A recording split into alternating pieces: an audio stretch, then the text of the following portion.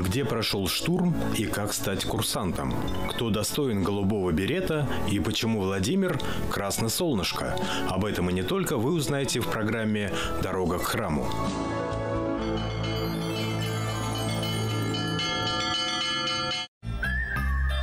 Летние каникулы продолжаются, а значит, у ребят еще есть время на отдых. Кто-то поедет отдохнуть на море, кто-то к бабушке в деревню. А вот ребята из православного военно-патриотического клуба «Александр Невский» проводят свой досуг совсем не по-детски.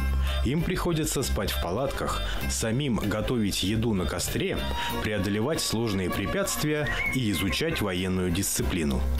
17 раз за каждый счет. Все отжались? Встали? Разбились по парам, взяли ножи. Отрабатываем. Вы, значит, пистолетами отрабатываете.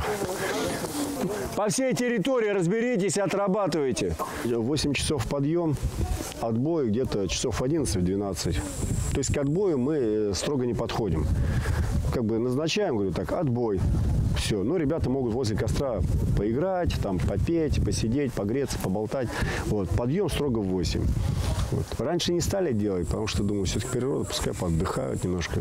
Все равно какой-то расслабон должны им дать, чтобы они почувствовали легкий отдых хотя бы во сне. А потом, значит, они просыпаются, у нас зарядка. То есть, если дождя нет, легкая пробежка там до деревни, назад.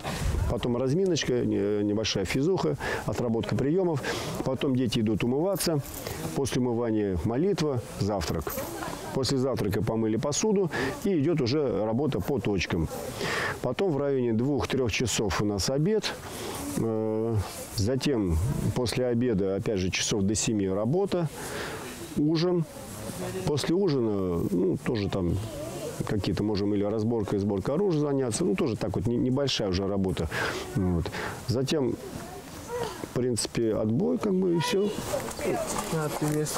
Православный военно-патриотический клуб «Александр Невский» был образован в 2002 году священником Виктором Ивановым. Основой клуба стали ребята из детской воскресной школы при Свято-Пантелеимоновском храме города Уфы. А ты тут не визжать должна, а сразу мотануться в сторону, понятно? Кричать, к бою гранат. Гранат, они бегают, они скачут, прыгают, кувыркаются, где-то получают болезненные ощущения. Вот. Для того, чтобы научиться терпеть, научиться подставлять плечо своему товарищу, выручать, вот, прикрывать собой. Ну, как сказать, мы пытаемся возродить былые традиции нашей русской армии, когда друг за друга стояли, когда жизнь за друга отдавали. Вот, и невзирая ни на национальность, ни на вероисповедание, были одним мощным кулаком. И вот мы хотим, чтобы дети наши были такими же. Устав лагеря достаточно строг. В числе основных правил – не употреблять табак и алкоголь, не сквернословить, никого не оскорблять и даже не пользоваться телефонами. Здесь очень трудно. Бывали случаи, когда дети просто в реальности плакали. Плакали, говорили, я хочу домой, я хочу к маме. Вот, ну, человек тепличный, его выдернули вот из атмосферы интернета, телевидения, спокойствия, чипсов, там, кока-колы. И вот он такой весь, такой домашний, попадает в лес, а здесь какие-то жуки ползают, какие-то червяки лазят, птицы поют, здесь дождь идет. Здесь нужно ходить в туалет куда-то в лес. Вот. Есть какую-то кашу, которую приготовили твои товарищи, а это совершенно не та каша, которую мама готовит. А так нормально.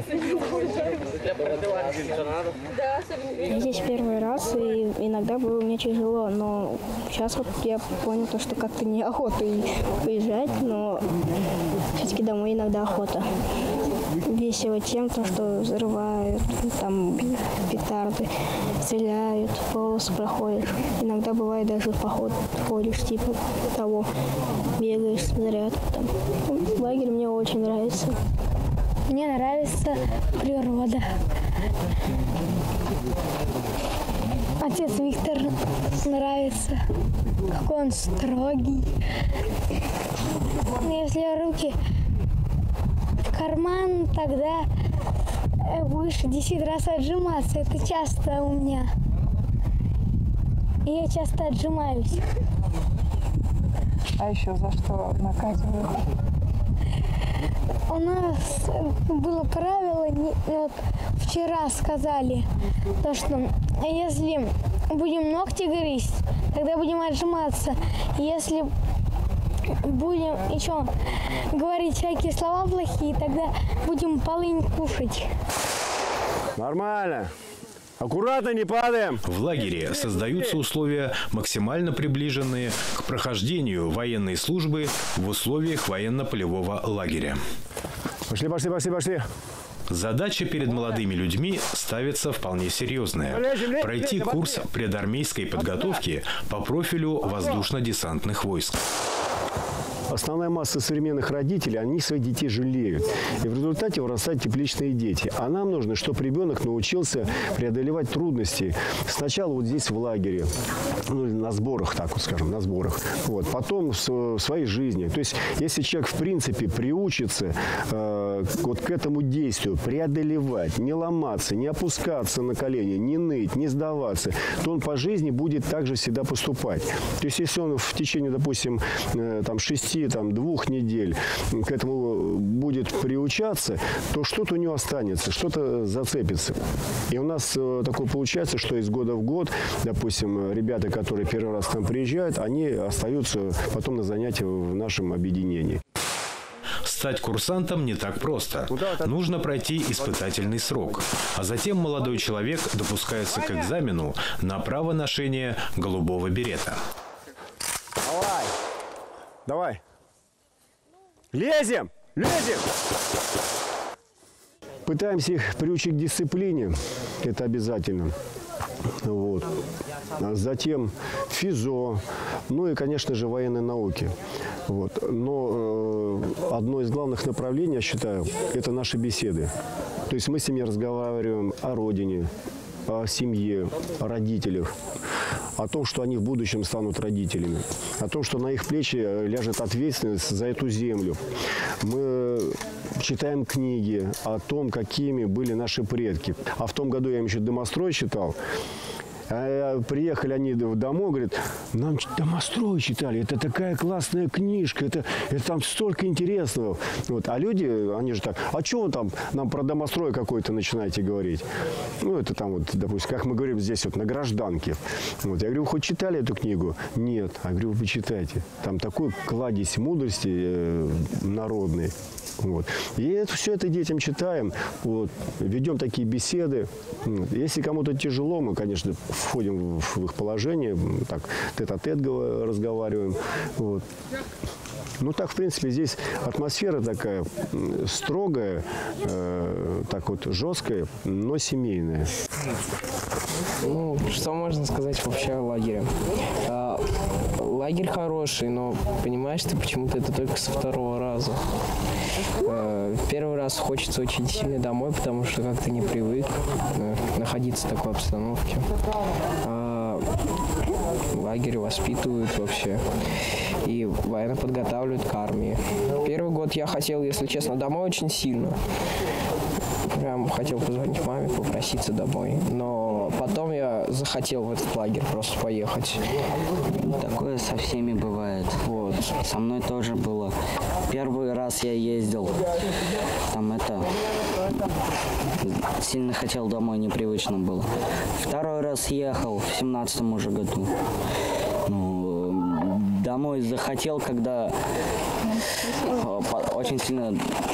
Я прям себе сказал, я больше в этот лагерь ни ногой. Ну, в итоге я тут. Ну, так. Все, кто были в этом лагере, сюда возвращаются. Хотя бы один раз, но вернутся. Пока еще такой лагерь не нашла, который смог бы быть лучше штурма. Потому что здесь спортивная подготовка, здесь можно похудеть. Своя особая атмосфера, еда тоже особенная. Стрельба, где мы можем еще пострелять, как не в штурме. Увидеть автомат, хотя бы подержать его в руках, поделать приемы, побегать. Да, это все для штурма. А зачем девочке держать в руках автомат? Ну, когда смотришь на мальчиков, а там они стреляют, что-то делают, и ты такой, хочу тоже попробовать, почему бы и нет. И что, тебе в жизни это пригодится? Ну да, как самооборона, может быть. Да вообще это просто интересно. А как здесь мальчики относятся к девочкам? С уважением, то есть они нас прикрывают, если что, в случае опасности. Ну, как настоящие мужчины. Я не сторонник, чтобы женщина была в армии. Я не сторонник того, чтобы она воевала. Женщина должна все-таки создавать семью, рожать детей, воспитывать этих детей. Но, с другой стороны, девчонки, которые у нас занимаются, они понимают, что нужно делать, когда будешь воспитывать мальчиков. Как их нужно воспитывать, какими они должны быть. То есть... наши девчонки, как сказать, они молодцы, они с головой дружат. Вот. Но некоторые еще только созревают к этому, новенькие. А те, кто как бы год, второй год, они молодцы. Они могут как бы и с руки, и с ноги лупануть, и нож метнуть. Вот. Но при этом мы им объясняем, что они барышни, что они должны оставаться женственными. Вот это обязательно. То есть мы даже к ним требования предъявляем, чтобы они в юбках ходили. Платья, юбки. Я говорю, девчонки, понимаете, у вас должна быть женская красота. Чтобы нас посмотрели и не самбиску увидели с широкими плечами, а нежную девочку. Вот. Но если нужно будет, то ты должна встать под знамена своей страны и уметь за эту страну умереть, если надо. Не дай бог, конечно. Вот. А так девчонки, некоторые здесь знакомятся с мальчишками. Создают хорошие семьи. Я здесь уже 4-й раз, и мне здесь очень нравится, потому что здесь ты можешь понять, что ты можешь, свои способности, и что ты не можешь, и подтянуть эти способности. Нравится здесь очень отношение к нам, оно как бы строгое, но они все равно шутят, так весело тут. Всегда поддержат все. То есть что-то у тебя не получается, они тебя будут мотивировать. Что-то не получилось, и ты приезжаешь доказать, что у тебя это получилось. У меня несколько подряд не получалось, одно не получалось на препятствие, и только на 3-й год я этому научилась, и после этого я поняла, что если сильно захотеть, то можно всего добиться. В этом лагере 3-й год. И судя по тому, сколько раз я уже езжу, мне тут очень-очень нравится. Каждый раз тянет обратно приехать, даже несмотря на то, что нагрузки довольно-таки серьезные. Приходится перебарывать себя, смотреть, на что ты способен. Если на что ты не способен, пытаться, стараться. И в итоге должно получиться. Хочется испытать все. А также мальчикам было бы скучно, если бы здесь не было девочек. Они бы озверели, наверное. Поняли? Воспитанники клуба неоднократно становились победителями и призерами городских, республиканских, региональных и российских соревнований в различных видах спорта. Это и стрельба из пневматического и малокалиберного оружия, рукопашный и универсальный бой, ушу, парашютно-атлетическое многоборье и многое другое. У нас, кстати, недавно, можем его поздравить, Сабитов Амир, он получил офицерские погоны. Он закончил Рязанский институт ВДВ, спецназовец, так что имеет награды. Вот в этом году он окончил этот институт, получил погоны. Молодец. Уже не первый офицер, вышедший из нашего клуба, из нашего объединения. Но в этом году еще 2 человека поступают в семинарию, которые у нас занимались. Один взрослый человек, второй тоже мальчик. И у нас занимался, и в лагерь в этот ездил, тоже тренировался. И тоже поступает в семинарию. У нас людей, которые пошли по духовному направлению, то есть там и священники на данный момент, и люди, которые в семинарии учились или будут учиться, уже 9 человек. То есть даже больше, чем офицеров. Хотя мы учим воевать, учим стрелять, а люди потом принимают духовный сан. Потому что я всегда тоже стараюсь объяснить, что 2 профессии, которые похожи друг на друга, это священник и военный. И тот, и другой служит своей родине. Не за деньги, а именно служит, отдавая себя полностью без остатка этой земле, этому отечеству, этой вере. Поэтому мне приятно, что кто-то надевает офицерские погоны, а кто-то крест священнический. Дай Бог им здоровья, они молодцы. Кто 2 года больше прошел через наш клуб. Они такие правильные, они настоящие. Пошли вместе, пошли. В настоящее время в клубе занимаются ребята разного возраста. Есть дети из малообеспеченных, неблагополучных и многодетных семей. Вот семья, 7 детей. Вот семья, 5 детей. Там еще есть многодетные тоже. Вот. Вообще проблем с ними не знаю. Маша в этом году у нас первый раз пришла в поход. Молодец. Вообще, тебе сколько лет? 10. 10 лет. А такая прям нормально, не сдается. Слез ни разу не видел. Все, прям молодец такая. Мне нравится полоса препятствий и дневалить. Сегодня у нас дневальные Даниил, Миша, Ника и я. Я отвечаю за уборку и режу все. Лук, морковку, картошку. Мне рассказывали, что тут хорошо, и мне самой захотелось попробовать. Сегодня у нас на обед суп с рыбными консервами. Готовим мы не в первый раз это, то есть делается зажарка, вот лук и морковь отдельно. Потом варится картошка, кидается сайра и зажарка. Потом добавляются специи по вкусу, там соль, все. Вкусно. Да, всем нравится. А сегодня, ты сюда первый раз пришла? Нет, уже 5-й или 6-й раз. Мне это очень нравится. Атмосфера, мне нравится занятия, дневал тоже, как сестренки. Просто хорошо. А зачем это девчонкам? Это прыгать, бегать? Вот зачем? Это хорошо уметь. Хорошо. Некоторым нравится. Мне нравится бегать с автоматом. Мне нравятся такие занятия. У меня получается. Есть такие же. Просто. Ты думаешь, это в жизни тебе пригодится? Да. Это пригодится везде. Какие у вас тут блюда? Ну, гречка с тушенкой, рыбный суп с консервой сайрой, рис вареный. Вот сегодня с утра у нас был рис и тушеные помидоры. Рожки делаем тоже с тушенкой. Все, ну, это тоже очень вкусно. Чай, с чаем дают разные печеньки тоже. Поэтому разнообразие, тоже разнообразное питание есть. Курсанты готовят, они готовят очень вкусно, вот, замечательно. Вот. Наши курсанты – это изысканные повара, просто такие молодцы. Отче наш, иже еси на небесех, да святится имя Твое, да придет царствие Твое, да будет воля Твоя, яко на небеси, на земли. Хлеб наш насущный дашь нам днесь, и остави нам долги наши, яко же и мы оставляем должником нашим. И не веди нас в свое искушение, но избави нас от лукавого. Слава Отцу и Сыну и Святому Духу, и ныне и присно, и во веки веков. Аминь. Господи помилуй, Господи помилуй, Господи помилуй, благослови. Христе Божий, благослови, есть в Тебе работа, омега свят, и всегда, ныне и присно, и во веки веков. Аминь. Немножко. Хватит сколько? Ну, давайте. Приятного. Они порвутся.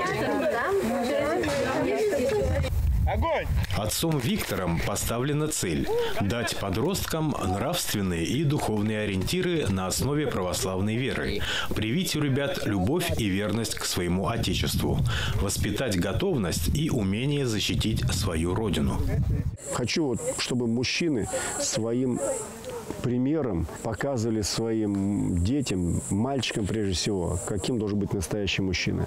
Чтобы женщины воодушевляли своих сыновей, чтобы девушка воодушевляла своего парня, чтобы невеста жениха, там, жена мужа воодушевляла на то, чтобы он становился мужчиной. Ну, ты же главный в семье, ты же должен быть героем, я в тебя верю, у тебя все получится.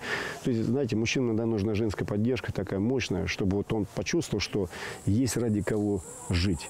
Есть ради кого умирать, ради кого на подвиг идти. Когда он это почувствует, он сделает много в своей жизни, он горы свернет. Вот. Так что вот я хочу пожелать девушкам, женщинам, чтобы они умели воодушевлять свою половину на подвиг. А вот этим сильным мира сего, чтобы они умели жертвовать собой ради великих идей. Может быть, пафосно, Ну, я так вот ощущаю мир. Мне кажется, так должно быть, так правильно. Так жили наши предки. Я так думаю. Кто-то считает судьбой обреченной нашу готовность всегда умереть. Но дух солдатский, в отчизну влюбленный, за свою землю готов все стерпеть.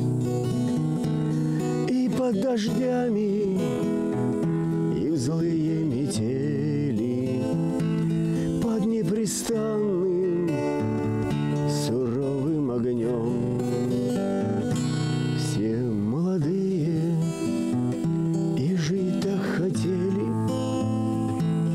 но как погибли, уже не споем.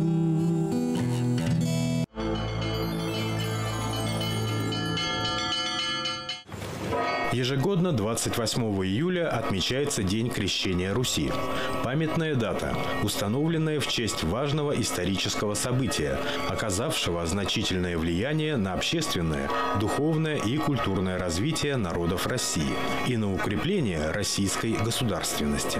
Официально праздник утвержден в 2010 году. В православном церковном календаре 28 июля является днем памяти святого равноапостольного князя Владимира, крестителя Руси. Киевский князь Владимир принял крещение в 988 году. Согласно древнейшей русской летописи «Повести временных лет», обряд состоялся в византийском поселении в Крыму Корсуне, греческое название Херсон. После принятия христианства Владимир приказал уничтожить в русских городах языческие капища, организовал крещение киевлян, а позднее и остальных жителей древнерусского государства. В 996 году в Киеве была учреждена русская митрополия, подчиненная Константинопольскому патриархату, а в других центрах Руси, в частности в Новгороде, установлены епископские кафедры. В 990-е годы началось строительство первых каменных и деревянных церквей. Став христианином, святой князь Владимир остался в народной памяти Владимиром Красносолнышко, лучшим правителем Руси. Своим примером он показал народу, как нужно жить. Милосердие к подданным, постоянные милостыни нищим, богатые вклады в благосостояние Святой Церкви, строительство храмов, надежная защита государства, расширение его границ – все это привлекало к нему народ. Князь стал настолько милостивым, что наложил запрет на смертную казнь преступников.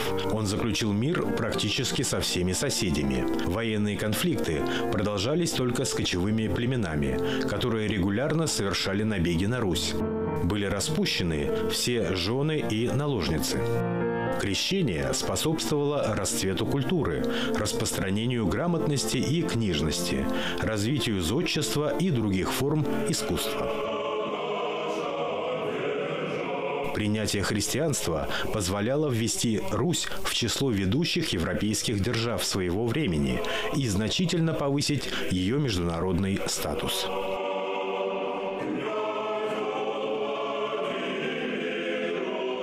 28 июля в церквях совершаются торжественные богослужения, проходят крестные ходы, проводятся праздничные концерты и выставки, посвященные событиям церковной истории.